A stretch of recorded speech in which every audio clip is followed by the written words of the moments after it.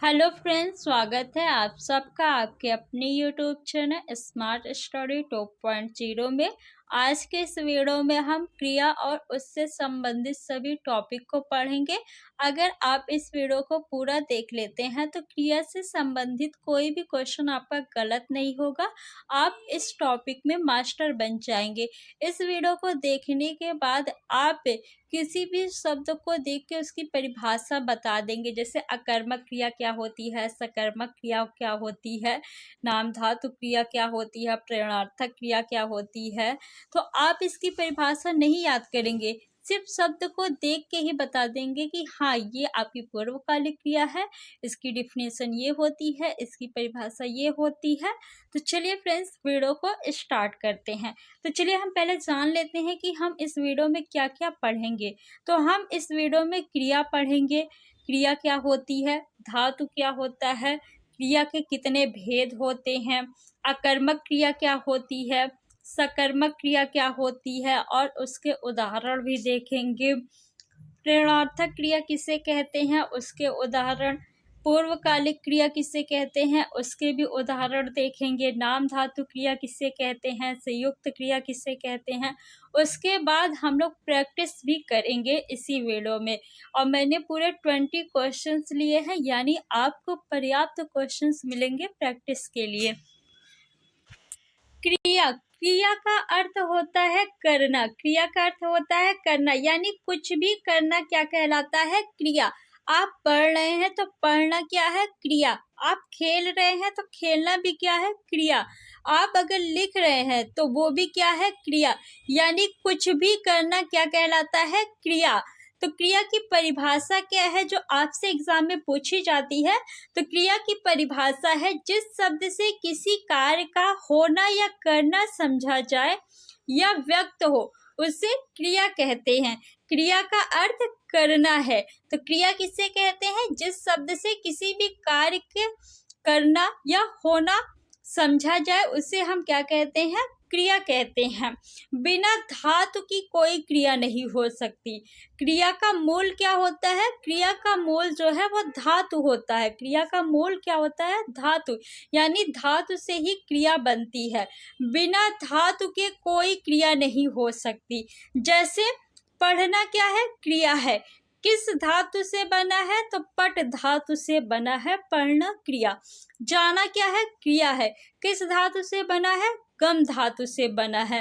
अतः क्रिया का मूल शब्द क्या होता है, धातु होता है। क्रिया का मूल शब्द धातु कहलाता है। क्रिया के कितने भेद होते हैं, तो 2 भेद होते हैं। एक होता है आपका अकर्मक क्रिया, एक होता है सकर्मक क्रिया। अकर्मक क्रिया किसे कहते हैं, कर्म यानी ऑब्जेक्ट। आ मीन्स होता है नहीं। आ मीन्स क्या होता है, नहीं। यानी जिसमें कर्म ना हो, जिस वाक्य में कर्म ना हो उसे हम क्या कहते हैं, अकर्मक क्रिया। इसकी परिभाषा क्या है, जिस वाक्य में कर्म नहीं होता तथा काम का प्रभाव केवल कर्ता पे पड़े, वहां अकर्मक क्रिया होती है। देखिए, जब कर्म है नहीं, सिर्फ करता है, तो काम का प्रभाव किस पे पड़ेगा, कर्ता पे ही तो पड़ेगा। काम का प्रभाव कर्ता पे पड़ता है, इसका क्या मतलब है। जैसे राम दौड़ता है, अब राम दौड़ रहा है तो कौन थकेगा, राम ही तो थकेगा। राम दौड़ रहा है, वही थकेगा, उसकी एनर्जी लॉस होगी। क्या किसी और की भी एनर्जी यहाँ पे लॉस हो रही है, या कोई और थक रहा है, नहीं, सिर्फ राम थक रहा है ना। तो यहाँ पे कौन सी क्रिया है, अकर्मक क्रिया है। अब अगर हम कहें कि राम तेज दौड़ रहा है या राम धीरे दौड़ रहा है, तो क्या किसी और पे प्रभाव पड़ेगा, नहीं। राम चाहे तेज दौड़े या राम धीरे दौड़े, राम ही थकेगा, राम के सिवा कोई और नहीं थकेगा। यानी प्रभाव सिर्फ और सिर्फ किस पे पड़ेगा, राम पे पड़ेगा। सकर्मक क्रिया किसे कहते हैं, सा मीन्स होता है साथ। कर्म यानी जिसमें कर्म भी हो, जिस वाक्य में कर्म भी होता है उसे हम क्या कहते हैं, सकर्मक क्रिया कहते हैं। इसमें प्रभाव जो है कर्ता पे पड़ता है, साथ में कर्म पे भी प्रभाव पड़ता है, कर्ता के साथ कर्म पे भी प्रभाव पड़ता है। जैसे नीलम आम खाती है, तो नीलम तो मेहनत कर रही है, वो आम खा रही है, उसे अच्छा भी लग रहा है, लेकिन यहाँ पे आम जो है ये भी क्या हो रहा है, खत्म हो रहा है ना। नीलम आम खाएगी तो आम खत्म होगा, यानी काम का प्रभाव जो है नीलम और आम दोनों पे पड़ रहा है, कर्ता और कर्म दोनों पे पड़ रहा है। तो यहाँ पे कौन सी क्रिया हो जाएगी, सकर्मक क्रिया होगी। कुछ एग्जाम्पल देख लेते हैं अकर्मक क्रिया और सकर्मक क्रिया का। जैसे टूटना, टूटना क्या है, अकर्मक क्रिया, और तोड़ना सकर्मक क्रिया। जुड़ना अकर्मक क्रिया, जोड़ना सकर्मक क्रिया। सकर्मक क्रिया में किसी और की भी जरूरत आपको पड़ेगी। हंसना, हंसाना, बढ़ना, बढ़ाना। प्रेरणार्थक क्रिया, प्रेरणार्थक क्रिया यानी प्रेरणा देने वाली क्रिया। प्रेरणार्थक क्रिया यानी प्रेरणा, मोटिवेशन। जब आपका पढ़ने मन नहीं लगता तो आप क्या करते हैं, मोटिवेशनल वीडियो देखते हैं, तो वहां पे आपको मोटिवेट कोई और करता है, और काम यानी पढ़ता कौन है, आप पढ़ते हैं। तो जब कोई स्वयं कार्य ना करके किसी और से कार्य करवाता है या उसे प्रेरित करता है कार्य करने के लिए, तो वहां पे प्रेरणार्थक क्रिया होती है। जैसे शिक्षक ने मोहन से किताब पढ़वाया, तो शिक्षक ने स्वयं किताब नहीं पढ़ा, किससे पढ़वाया, मोहन से पढ़वाया। तो शिक्षक स्वयं ना पढ़ के क्या कर रहा है, मोहन से पढ़वा रहा है, तो यहाँ पे प्रेरणार्थक क्रिया होगी। सीमा ने अपने पति से खाना बनवाया, सीमा खुद नहीं बना रही है खाना, किससे बनवा रही है, अपने पति से। तो कौन सी क्रिया होगी, प्रेरणार्थक क्रिया होगी। पूर्वकालिक क्रिया, पूर्व मीन्स होता है पहले, काल यानी समय। एक काम समाप्त करके जब आप तुरंत दूसरा काम करने लगते हैं तो वहां पूर्वकालिक क्रिया होती है। जैसे अभी आपने क्या पढ़ा था, प्रेरणार्थक क्रिया पढ़ा, उसके तुरंत बाद ही आप क्या पढ़ रहे हैं, पूर्वकालिक क्रिया। तो यहाँ पे क्या हो जाएगी, पूर्वकालिक क्रिया हो जाएगी। धनिया खाना खाकर पढ़ने गई, धनिया ने पहले क्या किया, खाना खाया, फिर उसके तुरंत बाद पढ़ने लगी। तो ऐसे वाक्य में कर शब्द बीच में आता है। पूर्वकालिक क्रिया में क्या आएगा, बीच में कर। तो जिस भी वाक्य में बीच में आपको कर दिखे वहां क्या हो जाएगा, पूर्वकालिक क्रिया। सोहन खेत से लौटकर नहाने गया, इसमें कौन सी क्रिया है, पूर्वकालिक क्रिया। नाम धातु क्रिया, वे क्रिया जो संज्ञा, सर्वनाम या विशेषण आदि से मिलकर बनती है, ऐसी क्रिया को नाम धातु क्रिया कहते हैं। आप याद कैसे रखेंगे, देखिए नाम को ही क्या कहते हैं, संज्ञा कहते हैं। संज्ञा के स्थान पे ही सर्वनाम का प्रयोग करते हैं, और संज्ञा और सर्वनाम के बारे में कौन बताता है, उसकी विशेषता कौन बताता है, विशेषण बताता है ना। तो इस तरह आप याद रखिएगा, नाम को संज्ञा कहते हैं, संज्ञा के स्थान पे सर्वनाम का प्रयोग करते हैं। संज्ञा और सर्वनाम की बारे में या उसकी विशेषता कौन बताता है, विशेषण। जैसे अपना से अपनाना। संयुक्त क्रिया किसे कहते हैं, संयुक्त क्रिया, आपने वर्णमाला जब पढ़ा होगा तो वहां पे संयुक्त वर्ण पढ़ा होगा। संयुक्त वर्ण या संयुक्त व्यंजन किसे कहते हैं, जो दो व्यंजनों से मिलकर बनता है। तो संयुक्त क्रिया यानी यहाँ पे दो क्रिया होगी, क्या होगी, दो क्रिया। वे क्रिया जो किसी दूसरे क्रिया से मिलकर बनती है संयुक्त क्रिया कहलाती है। तुम रोज खाना खाया करो, यहाँ देखिए खाया भी है, करो भी, ये दोनों क्या है, क्रिया है, यानी दो क्रिया है। जिस वाक्य में दो क्रिया होगी वहां क्या होगा, संयुक्त क्रिया होगा। जैसे वह खेल खेल चुका, यहाँ पे खेला खेल चुका, यानी दो क्रिया है। खेलना क्रिया भी है, चुका भी क्या है, क्रिया है। तो जहां पे दो क्रिया होगी वहां पे क्या होगा, संयुक्त क्रिया।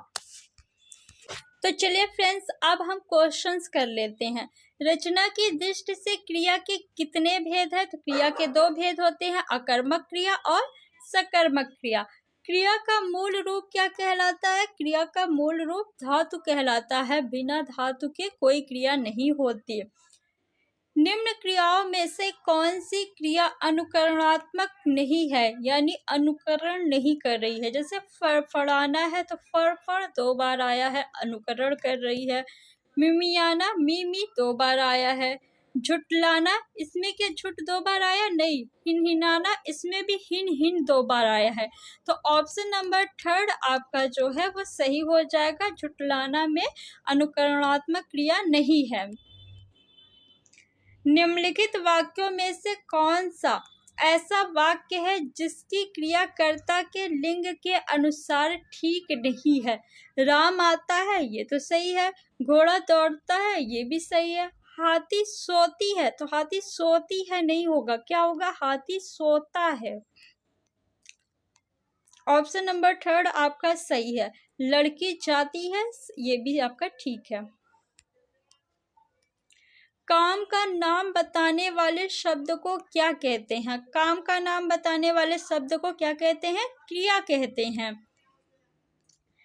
चिड़िया आकाश में उड़ रही है, इस वाक्य में उड़ रही क्रिया किस प्रकार की है? अकर्मक क्रिया है या सकर्मक क्रिया है? चिड़िया उड़ रही है, तो क्या चिड़िया के अलावा किसी और पे प्रभाव पड़ रहा है?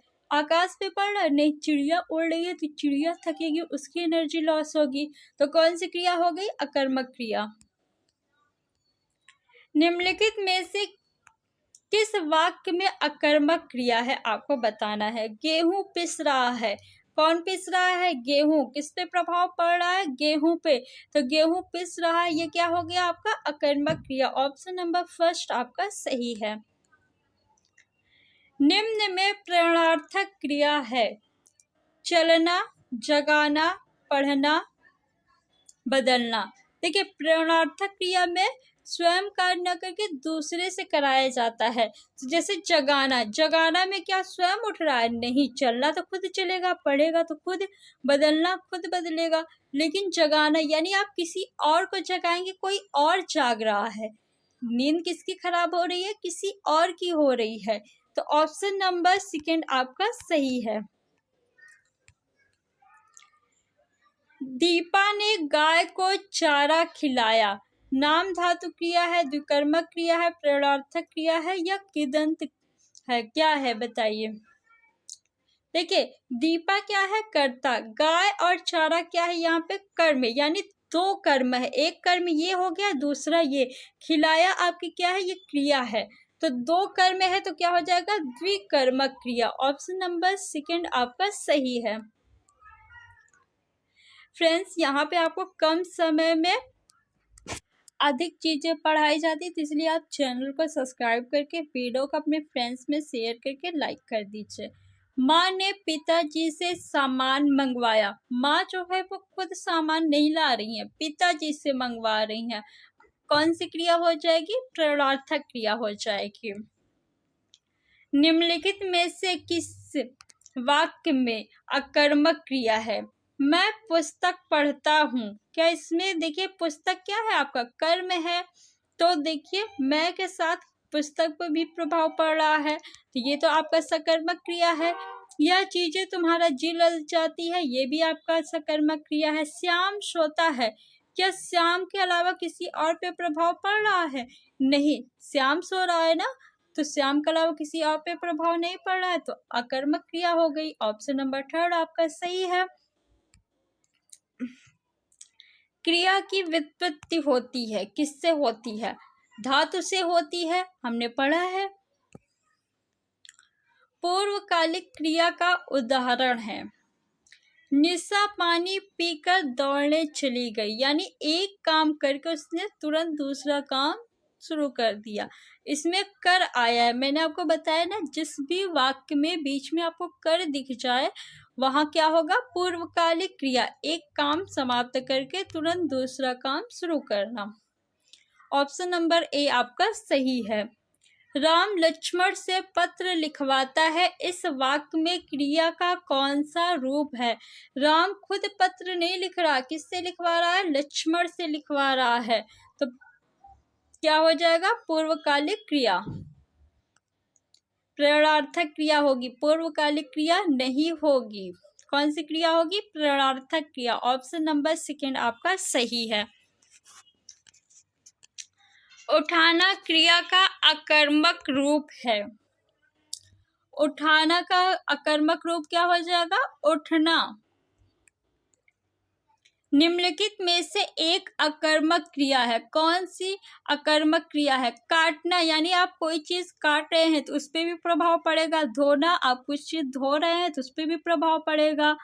बोना, आप कुछ बोएंगे तो उस पर भी प्रभाव पड़ेगा। तो ये आपका काटना, बोना, धोना नहीं होगा। रोना, रोना यानी आप रो रहे, सिर्फ और सिर्फ आप पे प्रभाव पड़ेगा। जो भी रोएगा सिर्फ उसी पे प्रभाव पड़ेगा, उसके सिवा किसी और पे नहीं। तो ऑप्शन नंबर 4 आपका सही है।